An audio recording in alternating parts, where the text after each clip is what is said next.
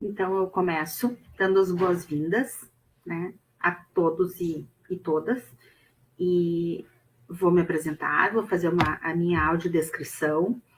Não temos pessoas com deficiência visual, né, que necessite de audiodescrição, mas como a própria disciplina Diversidade e Educação Matemática, nós já tentamos fazer algumas práticas que encaminham para a acessibilidade, tá? Então, eu sou Eliane, eu sou docente de Educação Especial, Atendimento Educacional Especializado no Instituto Federal Farroupilha. Estou, através, então, dessa participação, né, no curso de Inovação e Ensino de Matemática, trabalhando a disciplina de Diversidade e Educação Matemática. Não vou me aprofundar no meu currículo, porque vocês têm acesso a isso, mas eu transito entre a educação especial e o ensino de matemática, né, através das pesquisas que nós desenvolvemos. Eu sou uma mulher embranquecida culturalmente, eu não me reconheço branca, né, mas a partir dos estudos de raça, eu entendo que eu sou o perfil embranquecido pela cultura branca dominante. Tenho olhos castanho escuros, cabelos castanho escuros, os meus cabelos estão presos, estou usando fone de ouvidos, né? Fone do tipo headset, porque o outro dói demais, é uma característica minha. Eu uso óculos, uma armação horizontal, estilo tartaruga, estou vestindo um blusão verde, né? Sou uma mulher cis, hétero, de 53 anos, estou usando um blusão verde, no espaço da sala de estudos da minha casa, com o fundo desfocado, tá? Para nós ficarmos mais à vontade. E estou muito feliz, muito contente por estar aqui hoje e por nós termos esse espaço tão significativo num curso que transita com a matemática. Passo a palavra para a Carol. Boa noite a todos e todas. Eu sou Maria Caroline, sou a tutora à distância da disciplina de Diversidade e Educação Matemática. Sou formada na licenciatura em Educação Especial, me formei ano passado. E eu sou uma mulher branca, com os olhos castanhos, os cabelos castanhos. Estou em um fundo branco e estou usando uma jaqueta preta. Estou muito contente também. Estava um pouco ansiosa para iniciar a aula, para ver como seria. Acho que vai ser muito proveitoso. Estou gostando bastante dessa experiência, primeira experiência em tutoria que eu estou tendo à distância. E é isso. Obrigada, Carol. Boas-vindas a todos. E também é importante ressaltar que, apesar da disciplina ser diversidade, educação, matemática, eu poderia perfeitamente estar usando a linguagem neutra, mas eu escolho, apesar de entender, compreender e reconhecer esse espaço linguístico, eu escolho não utilizar, tá? Porque me deixa mais confortável não utilizando. Nós vamos transitar. A primeira coisa que eu gostaria de trazer é que é sempre um desafio tu falar em diversidade, em diferença, em políticas públicas de inclusão no campo da matemática. Eu comecei meu trajeto formativo na educação especial e, por último, agora estive num doutorado de ensino de ciências e matemática. Então, eu trago para vocês, né, a minha experiência. Nesse sentido, nós vamos aqui buscar compartilhar não só saberes formais, mas também experiências e vivências que nós tivemos nos diferentes campos. A matemática, historicamente, é tida, né, as pesquisas nos informam que a matemática é tida como a disciplina mais difícil, ou o grande vilão, bicho-papão nos currículos, e eu compreendo que hoje, né, fazendo uma análise histórica, nós já temos uma quebra desses paradigmas e muitas pesquisas que trazem, que apontam que nos mostram narrativas e caminhos e dados em relação a esse diálogo, a essa abertura da educação matemática, né? E aí nós vamos ver educação matemática, ensino de matemática e a própria matemática enquanto ciência, o quanto ela vem se transformando ao longo da história. Tá? Nós organizamos a disciplina em 4 tópicos, né? Conforme está lá no Moodle, vocês podem acompanhar. E hoje, a nossa primeira aula síncrona do primeiro módulo, tá? Fiquem à vontade para mandar mensagem, fiquem à vontade para entrar em contato. Qualquer dúvida, qualquer necessidade de mudança, tá? Nós temos disponibilidade, eu tenho algumas noites em aula presencial, né, no outro curso, mas nós temos a flexibilidade para atendê-los, porque a presença de vocês nessa aula síncrona é muito importante. Tá bem? Então, esse primeiro slide, ele traz a apresentação da nossa disciplina, né? Eu sou Eliane Quincoses Porto. E alguém quer falar? Prof, eu não estou vendo seus slides, não sei se o pessoal não? está. Não. Tá, então eu vou apresentar aqui. Só um minutinho. Acho que eu tirei e não voltei. Vai me avisando, viu, Carol? Não tem problema. Agora sim? Agora sim. Tá. Então, nessa primeira tela, a gente tem a apresentação da disciplina, né? Tópico 1, cultura escolar, diferença, diversidade e estudos da deficiência como um tema principal. Aí vocês vão ver que a gente vai transitar sem muitos limites e fronteiras, tá? Porque essa abordagem, ela é interseccional, ela transita do gênero para a raça, para a deficiência, para o espaço social, para as políticas públicas, né? Então, nós não vamos trabalhar em gavetinhas, mas tentando fazer um contexto, né? Um cenário de fundo onde essa cultura escolar ela se instala, tá bem? E o que a matemática tem a ver com a diversidade, né? Então, trazendo essa abordagem de interseccionalidade, nós vamos pensar que nós temos a matemática enquanto ciência pura, né? Ela se traduz em ensino de matemática e também em educação matemática. E por estarmos no espaço da escola, né, e no espaço também de ensino, pesquisa e extensão e na pesquisa, a educação especial ela tem dialogado muito com os saberes da matemática na tentativa de alcançarmos a educação inclusiva.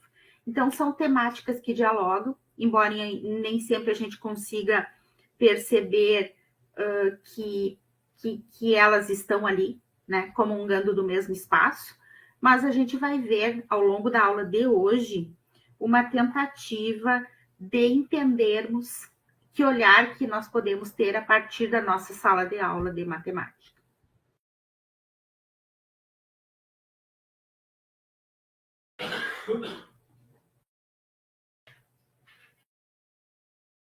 Então, esses diferentes saberes no campo da matemática, o que eu trago para vocês? Uma analogia de que como se a gente relacionasse a matemática com a educação musical, né, e com a música. A matemática pura, ela vai se ocupar daqueles problemas internos da matemática, né, das descobertas, das demonstrações, e ela não tem por que se preocupar com a aplicação. Né? É como se fosse o compositor. Ela vai criar, demandar, experimentar e demonstrar. Já a matemática aplicada, ela trata das interpretações. Então, a matemática pura compõe, a matemática aplicada interpreta.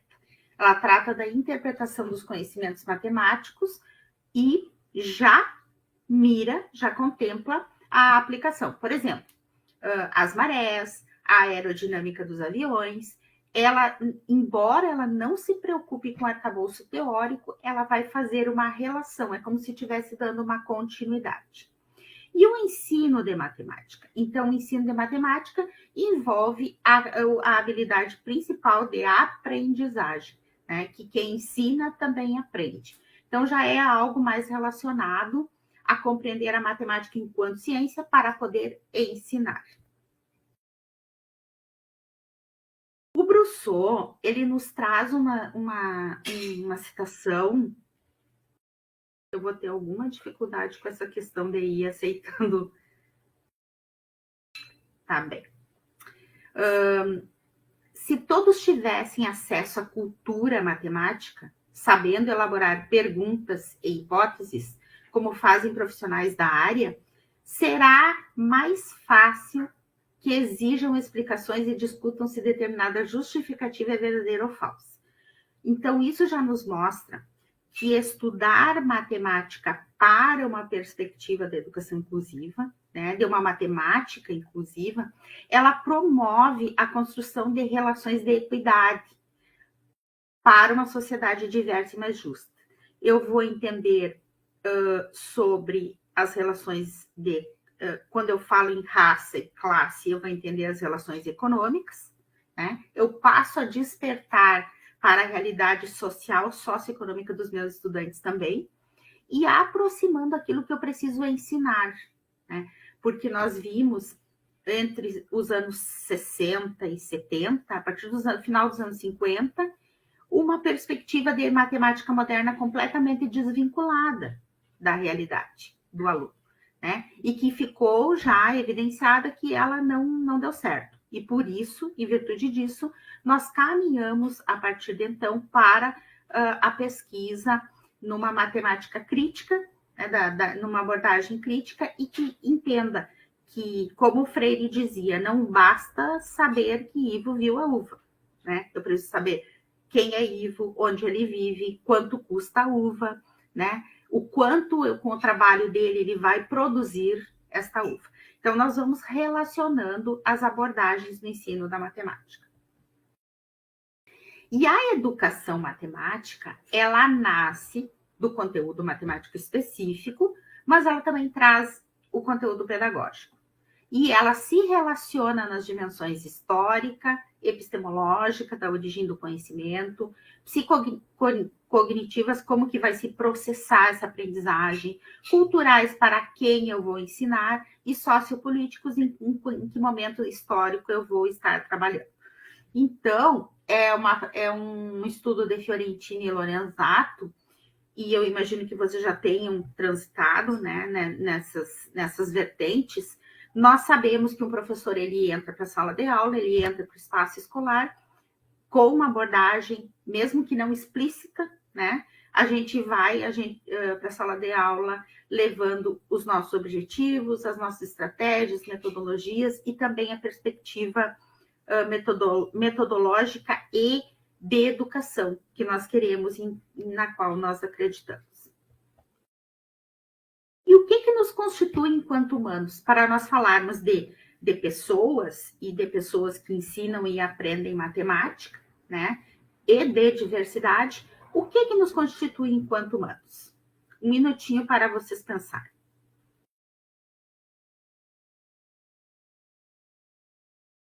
Quem quiser se manifestar pode abrir o microfone e ficar à vontade.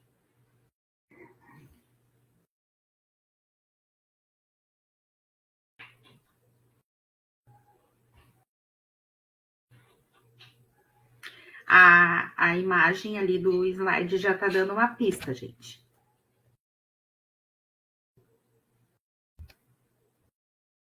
O que nos constitui humanos é a diferença, tá? É entendermos que nós temos paladares diferentes, crenças, a nossa digital é única, nós temos emoções, né? A nossa pele, a voz, a própria íris, elas são o nosso desenho, né? O nosso marcador. Pessoal, vou ter que pedir só um minutinho aqui, tá? Por causa do...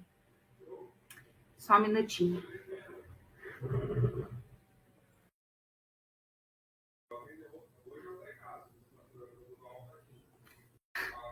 Eu tô na minha casa, gente, tá? Então é complicado esse ruído de fundo. Só um minutinho.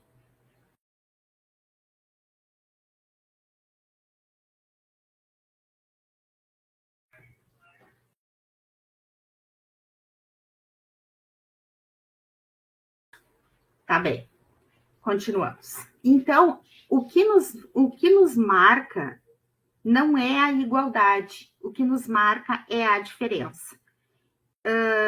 Nós temos muitos slogans, né? Somos todos iguais, muitas campanhas, balizadores sociais que somos todos iguais. Na verdade, é um ponto que eu convido a pensar. Nós somos iguais na diferença. Tá? Então, esse marcador da diferença é um marcador que a gente vai trabalhar durante toda a disciplina. Eu peço que vocês façam perguntas, tá? Deixem ali no chat também, a Carol vai nos trazendo e pode interromper, porque eu não estou enxergando vocês, tá? Para apresentar, eu não enxergo vocês. Então, me chamem quando precisar.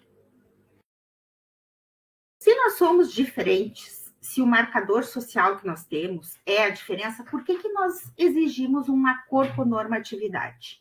Né? Por que a gente rotula como aquilo que sai do padrão, né?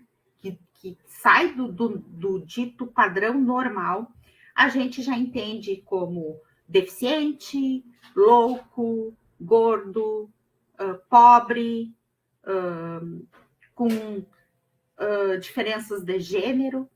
Nós imediatamente trazemos um rótulo. Por quê?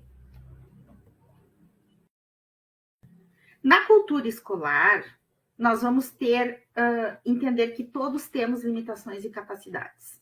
Né? E que essas limitações e capacidades, geralmente são avaliadas, mensuradas, a partir da definição de competências e habilidades toleráveis ao padrão. A educação inclusiva, ela vem justamente para fazer essa provocação, né? Do direito de todos a estarem e aprenderem juntos e de ser como somos. Mas se a gente fala em educação inclusiva, é porque já existe alguma coisa que nos fala em exclusão, né? Então, eu preciso incluir a quem? A inclusão, ela tem aspectos políticos e culturais, e eu quero chamar a atenção de vocês nesse sentido, relacionando com a matemática, a partir de vivências. Por exemplo, eu tive colegas durante o meu processo formativo, e acredito que vocês também, uma colega dizia assim, eu não gosto de política.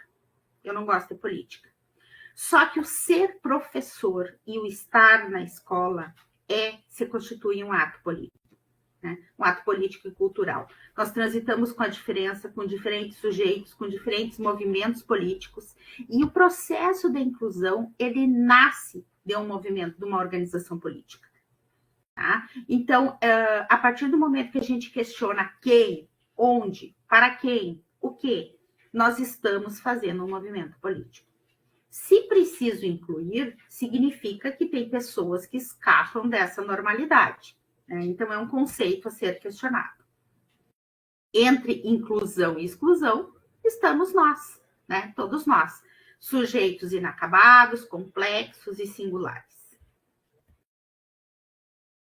Nesse sentido, existem conceitos que precisam ser trabalhados. A minha intenção não é ficar trabalhando com vocês uma conceituação distante da prática. Então, nós vamos trazer o conceito e discutir como é que ele se apresenta. Tá? Para nós falarmos de capacitismo, o capacitismo ele está para a pessoa com deficiência, assim como o racismo está para as pessoas negras. E a xenofobia está para as pessoas estrangeiras e o machismo está para as mulheres. Né? Então, nós temos aqui uma estrutura de racismo, preconceito em relação à raça, xenofobia, prática discriminatória associada ao preconceito cultural, né, que é a xenofobia, a aversão ao estrangeiro, xenos em grego significa estranho, o machismo, preconceito em relação à mulher, E o capacitismo, preconceito em relação às pessoas com deficiência. Como nós falávamos, inclusão para quem? Se eu preciso incluir é porque alguém está de fora, né? A Política Nacional de Educação Especial, na perspectiva da educação inclusiva de 2008, ela fez uma abordagem, um recorte no público da educação especial, né? Que nós hoje já entendemos também que antes nós nos referíamos a público-alvo da educação especial. Hoje a gente escolhe tratar público da educação especial, que é quem constitui a educação especial. Em virtude disso, nós esquecemos de todo um outro universo, né? Que é uma rede de conexões. Por exemplo, as pessoas de circo, os ciganos, o povo cigano, os migrantes, filhos de pais e mães em reclusão, né? São tantos outros grupos que precisam ser olhados e reconhecidos como pertencentes para que se tenha um processo de educação inclusiva. E nós, na verdade, entendemos, quando a gente fala em inclusão, a gente imediatamente remete à PCD, né? A pessoa com deficiência. Mas eu trago essa apresentação, então, para convidá-los a ampliar o olhar, né? Inclusão para quê? E o nosso referencial teórico, que agora a gente comenta os dois textos, né? Os dois textos que foram disponibilizados, que estão no Moodle, né? Que foram disponibilizados e que eu gostaria de convidá-los sensivelmente a lerem, né? A lerem, a participarem, uma vez que isso é bastante importante, né? Eu sei que são textos densos, são textos pesados. Talvez nos próximos módulos a gente trabalhe apenas com um, mas eu solicito a leitura, né? O entendimento, o próprio resumo, e que por mais que a gente lance lá no, né, o chat GPT ou outra ferramenta de inteligência artificial, que vocês reflitam, tá? Porque é uma tentativa de nós inserirmos uma outra abordagem, sairmos do discurso médico, biomédico, né, para a construção social da deficiência, entendermos que esses diferentes grupos, né, essa pluralidade com a qual nós estamos trabalhando, nós não podemos olhar apenas para um corpo deficiente, né? Este corpo, ele tem gênero, ele tem identidade, ele tem uma raça, ele pertence a uma determinada classe, né? Ele vive em algum lugar. Então, a perspectiva de interseccionalidade, ela é a minha escolha teórica para este momento, tá? E o Piccolo, né, o Gustavo Martins Piccolo, é o autor que eu escolhi para esse primeiro tópico. Anterior, ele traz, né, alguns apontamentos e eu saliento com vocês aqui, então, que ele, anteriormente ao século XIX, a deficiência era relacionada com a falta. Nós trabalhávamos com a abordagem biomédica, né, da falta de audição, da falta de visão, de um corpo faltante. E hoje nós somos chamados a refletir e estudar a deficiência como uma construção social. O efeito das condições em que essas limitações são percebidas, diz Piccolo, né? Em 2022, vocês têm esse texto no Moodle, são percebidas e valorizadas socialmente. A deficiência é entendida como uma construção que resulta da interação entre capacidades individuais e as barreiras impostas pelo ambiente social, levando em conta fatores como estigma, poder, reconhecimento social, inclusão ou exclusão. Compreender a deficiência como algo que pode variar e ser modificado, dependendo das mudanças nas normas sociais, nas políticas públicas e nos valores culturais, promovendo uma visão mais crítica, inclusiva e emancipatória. Faltou um pedacinho ali, eu acho. Olha só, gente. O que representa a construção social da deficiência? Para uma sociedade analógica, será que constituía problema ou era visto como menor uma pessoa que não dominasse tecnologias? Provavelmente não, né? Então, é isso que o Piccolo vem trabalhando. Ele vem trabalhando que o social, ele gera, ele produz elementos que vão atribuir e se relacionar com o conceito de deficiência, né? Ou de eficiência frente a uma sociedade capitalista. Quem produz, quem gera renda, quem gera riqueza, né? E aquele sujeito que é tido como uma pessoa com deficiência. Então, fatores que contribuíram para o isolamento das pessoas com deficiência relacionados às concepções sociais, culturais e epistemológicas. E aí nós vamos pensar o seguinte.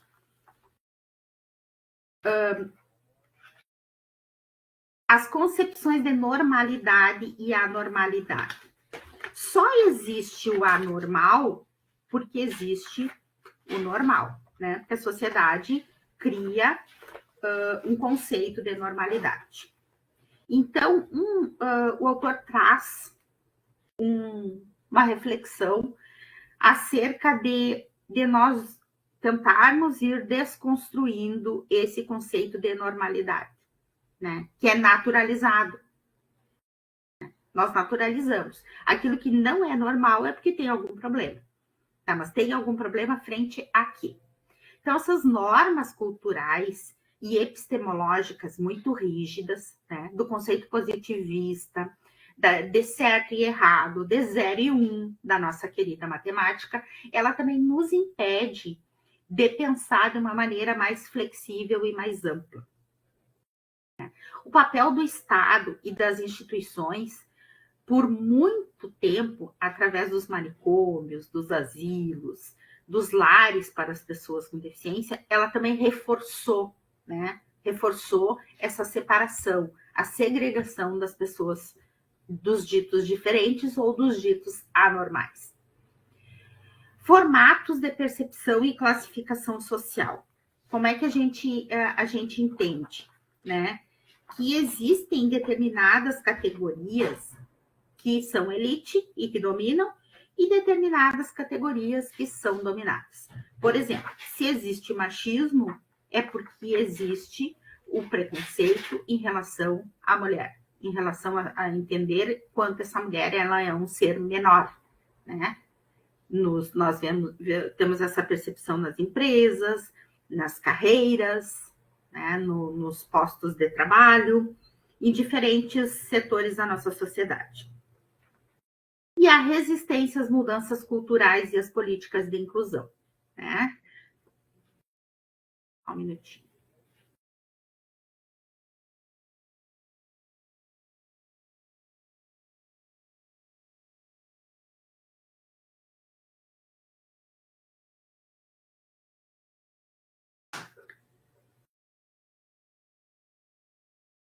A resistência às mudanças culturais, ela traz por muito tempo nós ficamos apegados ao modelo biomédico. Quer dizer, para a inclusão escolar, eu dependia de um laudo médico.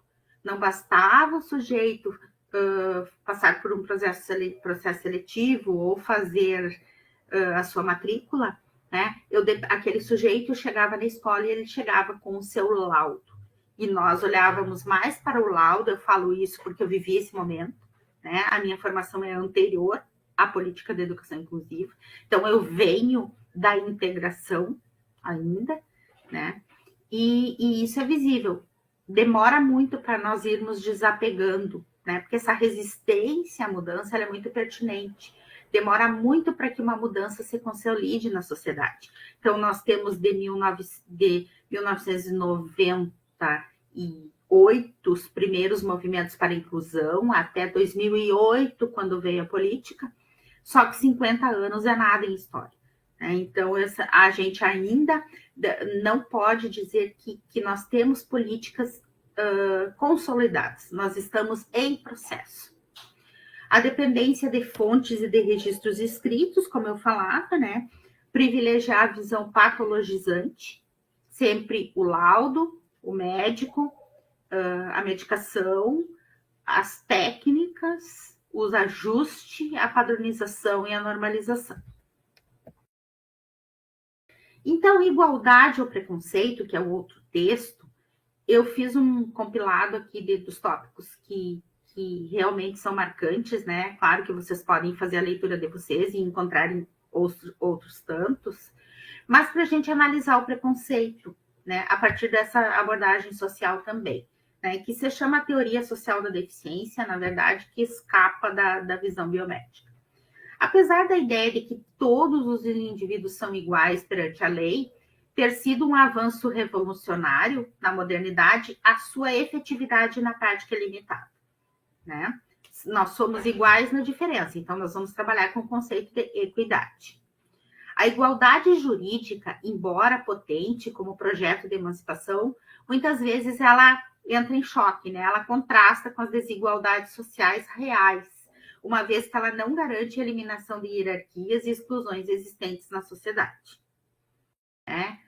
Tem a garantia legal, mas não se efetiva na prática. A concepção de igualdade perante a lei muitas vezes acaba servindo de fachada para a manutenção de estruturas de poder que marginalizam e excluem grupos sociais considerados diferentes, como os pobres, os minoritários ou aqueles considerados primitivos ou atrasados culturalmente. A visão de humanidade homogênea promoveu processos históricos de dominação, exclusão, racismo e desigualdade, consolidando uma hierarquia cultural que marginaliza as diferenças e reforça a hegemonia de uma cultura padrão. O que isso nos fala em relação à educação matemática? Que, apesar de toda a insistência da educação inclusiva, dos debates, do diálogo, nós ainda escutamos aquele discurso. Mas é uma turma muito heterogênea. Mas ela tem que ser realmente heterogênea. Nós somos plurais, nós somos diversos, nós somos diferentes. Tá? Então, eu vou tentar fazer uma provocação no sentido de vocês me ajudarem a ir chegando na matemática através de uma perspectiva inclusiva. E aqui tem umas referências, né? As referências que a gente usou basicamente a política, o Brousseau, Fiorentini e o Piccolo, tá? Esses dois livros, os últimos aqui, são os textos que a gente trabalhou.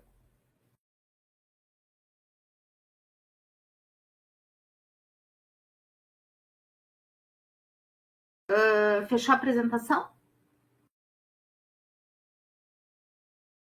Sim, prof, fechou. Tá. Então, agora, a palavra é com vocês. Cleita? Doutora, boa noite. Boa noite. Estou sem microfone, espero que o áudio esteja dando. Bom, e professora, deixa eu lhe perguntar aqui com relação à questão da inclusão, do ensino da matemática no ensino regular. Como é que, assim, eu não encontro material, porque a preocupação é só o aluno, a inclusão já existe, né? Ele tem estudos, professora, dessa diversidade na sala de aula regular? Porque a preocupação que eu observo, né, nas turmas que eu já frequentei, é que a preocupação maior é que o aluno, não, ele sabe se comunicar, ele está interagindo, mas assim, ainda não está acontecendo o ensino. O que a senhora consegue me falar sobre essa etapa? A senhora conseguiu entender o que eu... Acho que sim. O que eu vou te dizer? Um outro ponto importante a gente recebe muitas críticas, né? Nós, desse território da educação inclusiva, da educação especial, na perspectiva da educação inclusiva, nós somos muito questionados. Então, eu ouvi de uma colega assim, a inclusão não existe. Depende de como que nós compreendemos a inclusão, a educação inclusiva, né? Essa disciplina, ela transita em muitos aspectos da educação inclusiva, né? Como vocês viram ali, não é só para a pessoa com deficiência. Nós vamos falar de diversidade num espectro bem mais amplo. tá? Da questão do gênero, da identidade, sexo, raça, classe. Materiais para o ensino de matemática para pessoas com deficiência, nós temos muitos recursos. Nós temos pesquisas, tem teses, dissertações, infinitos, assim, repositórios. Caso tu... Eu entendo, só reformulando aqui. Eu vejo muito assim, específico, né? O que eu estou questionando é a diversidade dentro da sala de aula. Por exemplo, tem o ensino da matemática direcionado ao aluno surdo, ensino da matemática ao aluno com autismo. Sim. O que eu estou questionando é com relação a essa diversidade dentro da sala de aula. Por exemplo, o plano de aula, né? A condução da aula. Não sei se eu vou saber te responder. Eu nem acredito que isso esteja pronto para ser acessado, porque também é processo ser construído, né? Porque, por exemplo, eu tenho uma turma de licenciatura em matemática, tá? No meu campus eu tenho uma turma em licenciatura em matemática. Eu trabalho a disciplina de processos inclusivos, fundamentos e práticas. Está lá na matriz curricular da licenciatura. Eu não vou chegar na sala de aula, né? E isso eu conversava com a Carol aqui, que também é colega, né? Minha formação inicial também é educação especial, bem anterior à dela, mas eu não tenho hoje o pensamento de chegar na minha sala de aula ou de elaborar um plano de ensino fragmentado. Se tu tiver aluno surdo, né, na tua sala, tu vai fazer isso. Se tiver aluno com deficiência intelectual, isso. O que nós temos tentado? Nós temos tentado a formação do professor numa abordagem interseccional, que eu vou entender que a partir daquilo que eu encontrar, eu vou começar a me organizar. Né? Então, nesse sentido, de coisas prontas para acessar, eu acredito que não. Mas eu, professora, eu participo de formação continuada, né? Eu estou sempre me construindo. Então, eu tive uma formação inicial, eu digo eu exemplo, tá? Não eu, ele. Mas, assim, nós todos, nós temos a nossa formação inicial e, a partir de então, enquanto professores, nós precisamos entender que nós somos seres de formação inicial, continuada e por aí vai, né? Então, assim,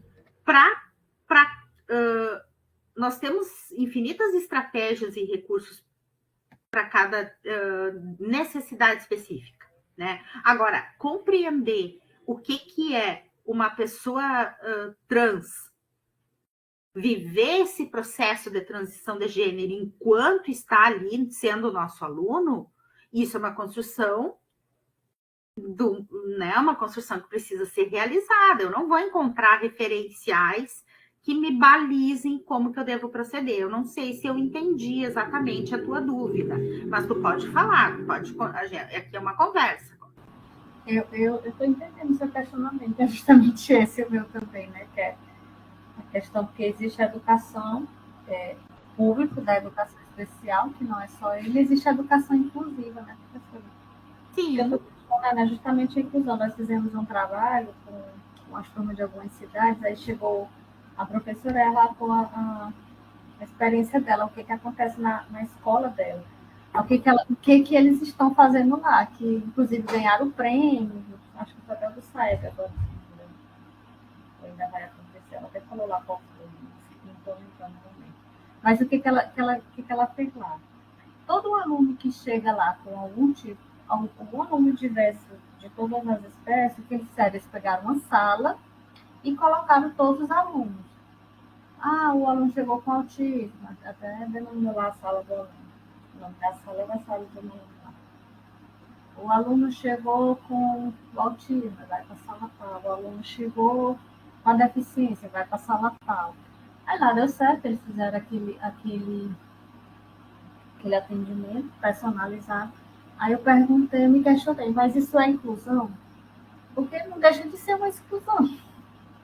Porque ele não estava na sala de aula regular.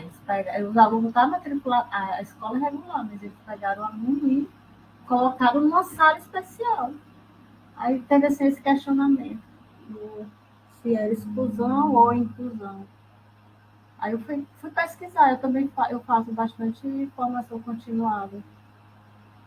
O que eu observo é que a gente realmente não tem esse preparo. E o ensino da matemática, como a senhora falou, ela já é uma matéria difícil, assim, tira, botando aqui aspas, como difícil, né? Matéria difícil, então é meio que jogado, porque o meu é o fundamental, né? Eu já não sou da educação infantil. Então, quando a gente pega esse aluno, ele já vem lá do ensino infantil, assim, botando aqui aspas, assim, vem jogado, né? Ele vai só passando de série em série.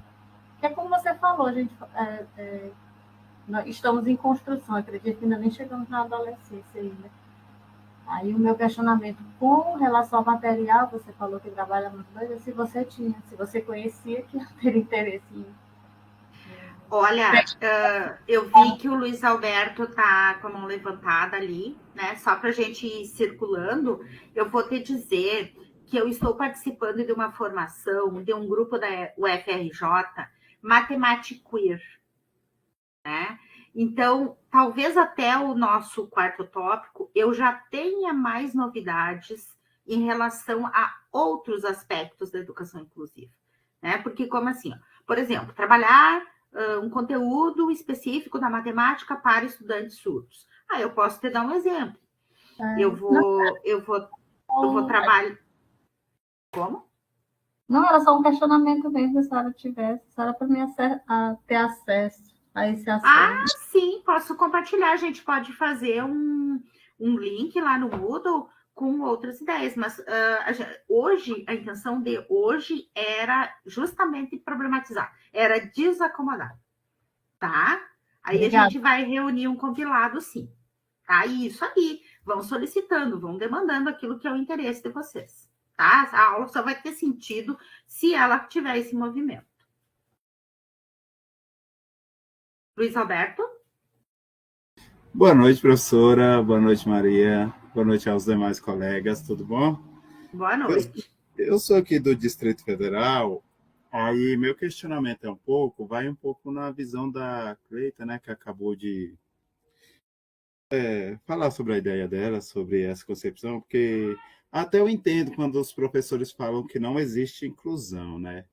Porque, sinceramente, quando a gente pegamos principalmente nos dias de hoje, que pegamos turmas variadas com alunos com laudos, aqueles que possivelmente não têm o laudo, mas você percebe que ele possui alguma coisa. Aí essa questão é bem complicada. Por exemplo, eu dou aula para os sextos anos, né?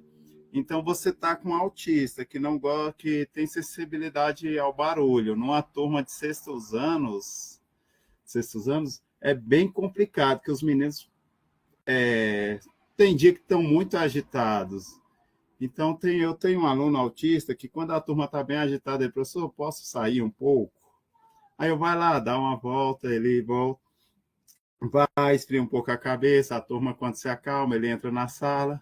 E tem escola que ela tem a sala generalista, tem a de atendimento especializado, porém tem escola que funciona de outro modo. Essa sala não está sempre à disposição, que seria um recurso para quando a turma está muito agitada, para que o aluno pudesse aprender um pouco. Porque, sinceramente, dentro da sala de aula, para alunos que têm muito problema, sim, é complicado você oferecer o que a nossa Constituição diz, né, que é o ensino de qualidade. Então, fica mais ou menos que o aluno só vai mesmo para socializar, e não para aprender de fato. Porque eu tenho alunos também que, por exemplo, não são alfabetizados, então estão no sexto ano, não sabem ler, não sabem escrever. Aí fica difícil para o professor, com 30, 40 alunos dentro de uma sala de aula, não tem como ele dedicar o tempo somente para aquele estudante, porque tem os demais, né? Então, eu acho um pouquinho complicado, mesmo você produzindo material, dando uma aula mais dinâmica, que, claro, todo dia você não consegue dar uma aula mais com materiais concretos, com vídeo, essas coisas, que você precisa seguir o currículo também. Então, eu acho assim, complicado ter esse tanto. Daqui a pouco teremos mais, né? Porque estamos surgindo agora os imigrantes que também vão para a sala de aula normal, então o professor às vezes vai ter que aprender a falar outra língua também para poder incluir os imigrantes dentro da sala de aula. Aí temos alunos com laudos, temos alunos aqueles que não têm alta dificuldades, temos alunos com dificuldades e temos aqueles alunos que se destacam um pouco, porém teremos que descer o nível para poder igualar, né? Então, este é o meu questionamento. Será que existe inclusão mesmo? Vou Desculpa, falei devolver um demais. outro. Desculpa, falei demais. Não falou demais. Eu vou ter que devolver 2 questionamentos, tá, Luiz Alberto? O que é para ti uma sala de aula normal? E Bem, outra coisa. não existe sala de aula normal, né?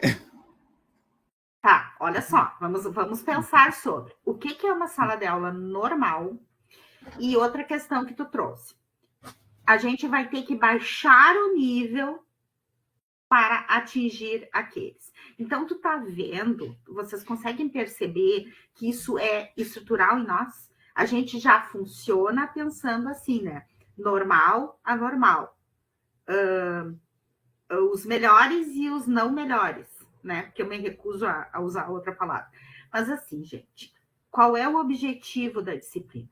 É que a gente comece a refletir enquanto professores, enquanto trabalhadores em educação, né? Porque também se envolvem, todos nos envolvemos, no sentido de pensar, né? É uma disciplina mais filosófica, sim, no sentido de pensar. E a gente espera o quê da nossa docência? A gente espera que o estudante mude, porque inclusão não é o estudante mudar para caber nessa escola normal, nessa sala de aula normal. Inclusão é justamente o contrário. É a escola, é o espaço se modificar para caberem todos. Tá? Por isso eu trazia 50 anos em história não é nada, né? É pouco, digamos, é pouco. Durante todo esse tempo, nós vamos precisar pensar e quebrar muitos paradigmas, né? Daquilo que a gente aprendeu, às vezes, na licenciatura, lá na formação inicial. Eu vou abrir um espaço aqui para vou compartilhar com vocês. A minha formação inicial foi de 1989, século passado, a 92. Será que o que eu vivi, experienciei na formação inicial serve para hoje? Talvez não, né? Quantas casquinhas eu tive que tirar da minha formação e reconfigurar ao longo do tempo, né? E só que o Luiz Alberto também traz uma outra questão que me diz muito sobre a escola. Numa turma de 40 alunos, né? Um Brasil desse tamanho, com a estrutura das instituições que a gente tem que entender o professor, né? Entender o professor. Porque senão fica aquela questão, professor de educação especial, quando tem na escola, de um lado, e professor de ensino regular do outro. E aí aquela guerra, né? Aquele jogo de forças. Não é por aí. É colaborativamente. É de uma maneira participada, discutida, dialogada. E eu entendo as queixas, eu entendo perfeitamente o que vocês trazem, porque realmente eu vivo essa realidade, que eu estou na escola, né? Escola de educação básica, embora seja técnica e tecnológica, eu entendo perfeitamente que não é fácil. Nós temos, sim, turmas de 40 e poucos alunos, e a cada dia as mudanças vão chegando. Sim, eu sou aquele cara que, por exemplo, claro, eu tenho minhas ideias, minhas opiniões, né? Mas eu sei, uma vez discutindo na coordenação, alguns professores questionando, cara, está na minha sala, eu vou tratar o melhor possível, vou tentar ajudá-lo, vou produzir os materiais necessários, mas naquele com o pé no chão, que às vezes eu não vou conseguir o meu objetivo com esse aluno, entende? Mas minha obrigação é ele estar aqui, ele vai ser bem tratado e vai continuar. E eu peço a todos também, os outros estudantes, explico que às vezes, por exemplo, eu estou falando, tem a aluna autista, que o autista é bem mais, assim, vamos dizer, um pouquinho complicado, né? Porque dependendo do dia que ele está, pode ser que ele seja mais grosseiro, assim, mas a gente sabe como é. E às vezes os coleguinhas se irritam. Aí é aquela, você conversar com o coleguinha, debater com o coleguinha, ó, ele tem dias que ele vai estar assim, tem dia que ele vai estar calmo, mas também a turma precisa ajudar esse colega. Então, meu questionamento é só esse mesmo, que às vezes chega a frustrar, né? Porque você espera, tipo, uma transformação, porém, às vezes não acontece. E deixa eu parar de falar um pouco. Obrigado, boa noite. Vocês fazem plano educacional individualizado lá? Qual é a tua escola e qual é o ano que tu trabalha? Sexto ano? É, o sexto ano, CEP 34. Sim, fazemos planos aqui, porque aqui a gente seguimos também o currículo de Brasília, que é em movimento, currículo em movimento, né? Seguimos a BNCC juntamente com o currículo em movimentos.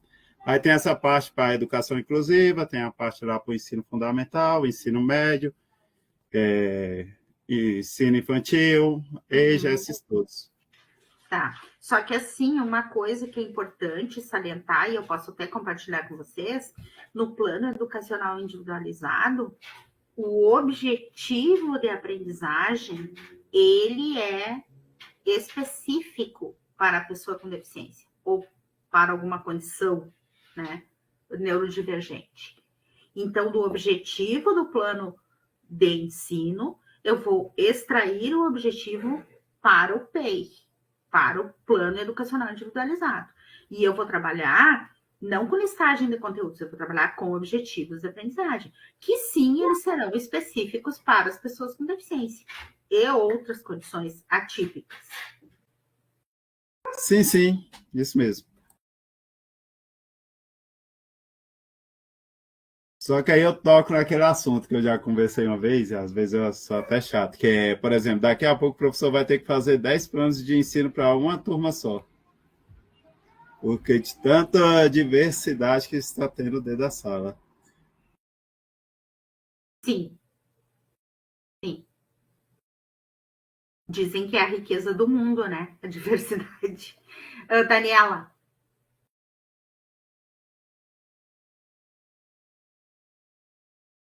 Boa noite, professora. Boa noite, colegas. Maria. Boa noite. Referente ao plano individualizado, tá? É até uma dúvida que eu tenho. Eu trabalho com alunos de sexto e sétimo ano, né?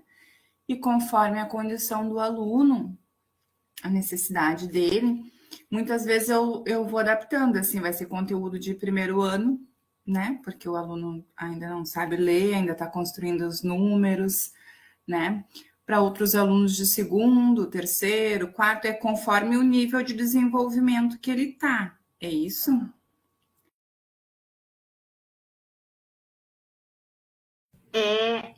Eu tento não relacionar com o ano, mas o conteúdo do ano em que o aluno está, na condição de aprendizagem que ele tem frente àquele conteúdo, né? Mais em relação a experiências de aprendizagem frente àquele conteúdo, do que se fosse a própria palavra, assim, eu acho que nível ela nos engessa. Então, a gente pode pensar assim, de onde que tu é, Daniela?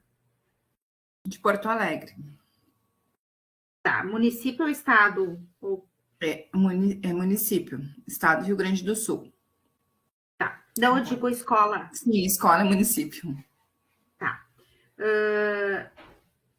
O que nós temos? Vocês têm uma boa estrutura, né, de educação especial e de atendimento, de trabalho colaborativo com as escolas municipais? Vocês têm comparado ao que eu vivi no estado, temos. Isso, conheço. Eu sou aqui no Rio Grande do Sul, né? Eu também tenho essa mesma abordagem. Também, e também assim, Daniela e colegas, eu venho de rede municipal e de rede estadual, né? Estou na rede federal, mas a minha vida toda, eu tenho 22 anos anteriores à rede federal de de chão de escola de educação, ensino municipal e estadual. Então, qual é a nossa maior barreira hoje, né? E eu falo como professora de educação especial em atuação. É sentar com o professor do ensino regular e pensar objetivos de aprendizagem que não sejam vistos como menores ou com uma aprendizagem mais fácil, mas que sejam objetivos realizados, definidos para aquele estudante. Outra barreira muito significativa é realmente o quantitativo de estudantes por turma, né? Aí a gente esbarra no institucional. Sim, isso é bem complicado. Esse ano, até no município, a gente não tem turmas tão grandes quanto no estado, né? Então, no município, a gente difícil chegar ali nos 30 alunos em sala de aula, que, né, como falei, depois da experiência do estado é uma quantidade, né, que me deixa mais tranquila, assim. Mas nem sempre. Me suscitou agora aqui. É do interesse de vocês, enquanto turma, os que estão aqui hoje, que a gente trabalhe PEI? Que a gente trabalhe PEI? Elaboração de PEI, estrutura de PEI. É do interesse de vocês? Sim, porque é bem no dia a dia, né? Eu acho importante. Tá. Podem mandar mensagem, tá? Esse currículo, eu fiz uma estrutura, uma organização de tópicos, mas é flexível. É muito mais, porque senão a gente fica divagando e não chega onde tem que chegar. E eu sou uma professora de... Desculpa te interromper, Prof. Desculpa interromper. Eu não sei se tu tá vendo o chat? É que o pessoal tá respondendo sim que tem interesse no PEI. Tá ótimo. Tá. Então a gente vai dar uma mexida ali, tá, pessoal? A gente vai inserir outras discussões, é importantíssima a participação de vocês, por isso que a aula síncrona, ela tem um lugar muito importante, né? E esse assunto é muito bom. Trazendo, assim, o depoimento do dia a dia, né, professora? Às vezes é difícil lidar com a quantidade de inclusão em uma turma, né? Às vezes a gente tem 3, 4... Agora eu não sei qual palavra usar, senão em níveis diferentes, né? Que são atividades diferentes. Aqui no município ainda, né? Geralmente tem um monitor por aula, que ajuda muito, né?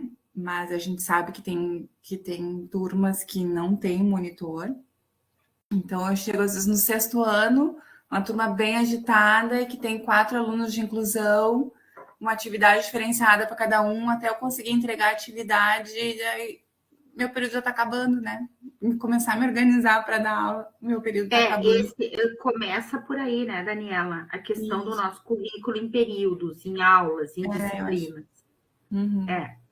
É bem, bem difícil, assim. Então, acho que trabalhar o dia a dia, assim, poderia também nos dar mais subsídios, porque enquanto o colega falava, eu pensava assim, na verdade, a gente trabalha com a nossa frustração, né? Porque a gente queria poder acolher mais, fazer mais, mas no dia a dia acaba que a gente está correndo para um lado, atende um, atende o outro, e a disciplina é uma disciplina que gera demanda do professor.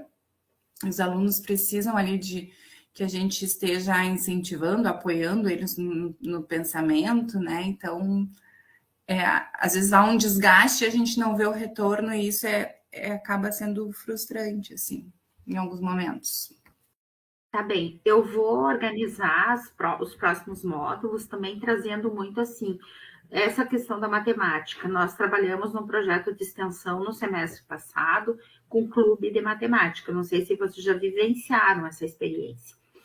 Eu sou da educação especial, mas como eu atuo no curso de licenciatura, mais as práticas de ensino de matemática na licenciatura. E nós fizemos o quê? Nós organizamos, durante as aulas, com os licenciandos, a parte de formação inicial. E como isso se desenvolveria lá no clube. E no clube nós atendemos a comunidade no entorno do campus, Então, eram 2 localidades, né? Sendo uma escola de assentamento e a outra escola ali bem pertinho, assim, no entorno do campus. E foi uma experiência muito bem sucedida, muito bem sucedida. Eu acho que a gente pode compartilhar isso.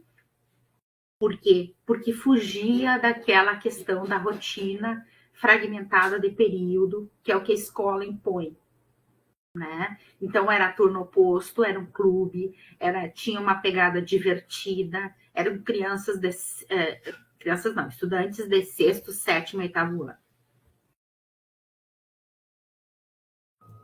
Legal, é interessante. Muito obrigada, prof.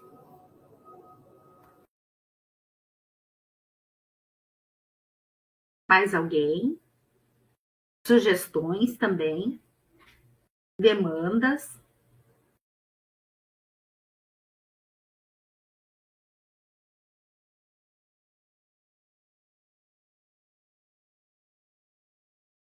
Bem, uma questão que eu vejo como extremamente significativa é a leitura, né? A nossa leitura. Então, eu vou tentar disponibilizar textos específicos, alguns vídeos também. Eu sempre procuro colocar um Instagram de alguma referência na área da educação especial, da educação inclusiva, da diversidade, né? Aquele Instagram da Mariana Rosa, eu sugiro que vocês acessem, quem tem rede social, enfim, né? Acessem, porque ela é mãe de uma menina com deficiência. Ela é mãe, ela é servidora do MEC, né? Ela atua hoje no MEC, e ela também é mestranda. Então, ela vive diferentes papéis, né? Mãe, mulher, mãe de pessoa com deficiência, alguém que tem ali, que está trabalhando, que está produzindo políticas públicas, e foi nesse sentido que eu compartilhei, né? Uma das postagens dela que mais me chama a atenção é a questão da imersão, né? Que a gente, às vezes, organiza oficinas na escola, vamos vendar os olhos e vamos trabalhar como se nós estivéssemos no lugar de uma pessoa com deficiência visual. E ela critica diretamente isso, né? Que a experiência da deficiência é uma experiência subjetiva, é uma experiência de cada um, né? Por mais que eu imagine, que eu tenha compaixão, que eu milite, que eu lute por políticas públicas, a experiência da deficiência é uma experiência única, porque nós somos sujeitos únicos, né? Assim como a minha experiência é só minha, a da Carol é só dela, é de cada um. Né? Então, isso é um ponto que me chamou bastante atenção. Alguém gostaria de comentar vídeo, texto, outro recurso?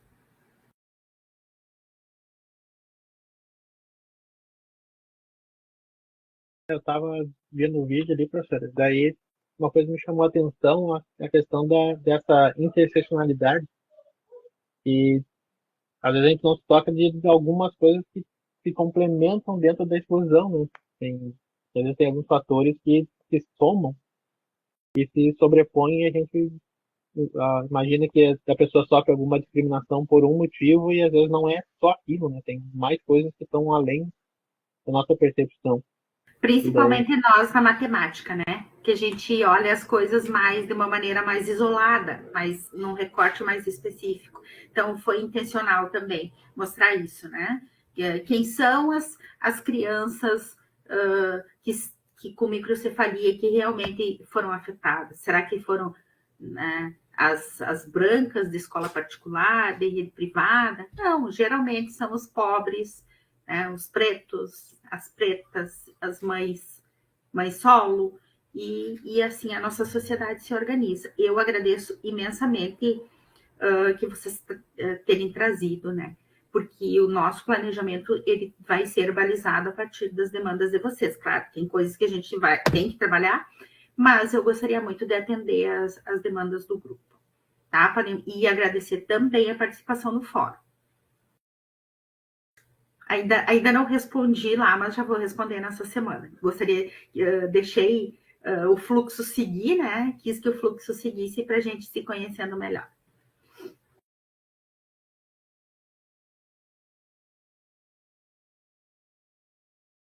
Carol?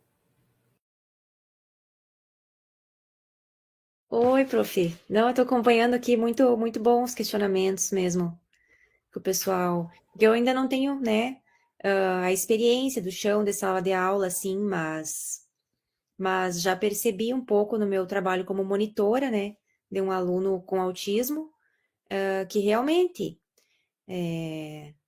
tem seus desafios, né, para os profissionais, né? E as preocupações que eles trouxeram aqui. Uhum. Eu vi que surgiu ali questão de autoestabilidade, superdotação, realmente, né? Porque a gente fala em deficiência e esquece desse aspecto. Inclusive, eu recebi um e-book ontem, né? E vou compartilhar com vocês no Moodle.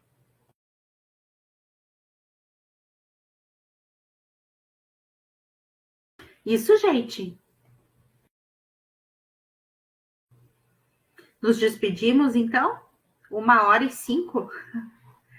Muito bom.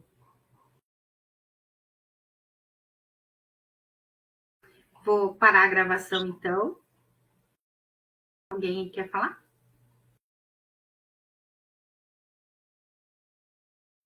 Vou pausar aqui.